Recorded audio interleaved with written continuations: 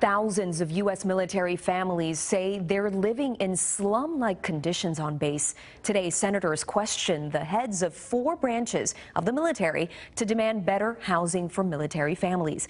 New at 5:30, Action News Jack's Drew Wilder is live in Washington, D.C. And Drew, this is actually the second time in the last few weeks this topic has come up.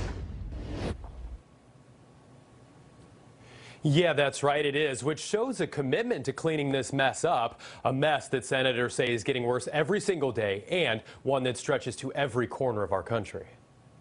Look at these living conditions. The men and women who defend our country say they're raising their children in homes like this.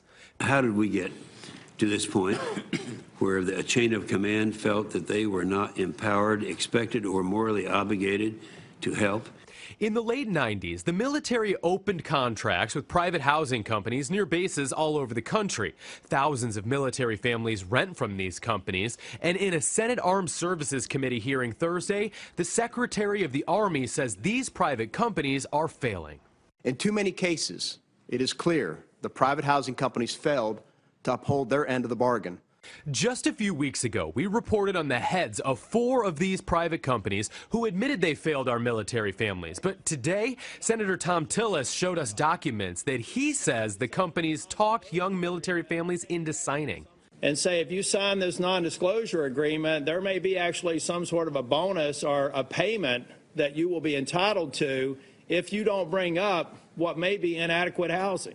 Tillis says this is one reason why we are just learning about a problem that's existed for years. But here's what I'd like to find out if we can do immediately. Rescind every damn one of these that have been signed. The Secretary of the Air Force says the military needs to give more power to base commanders so they can hold these private companies accountable, saying the only way to improve living conditions is to hit these companies in their bottom line.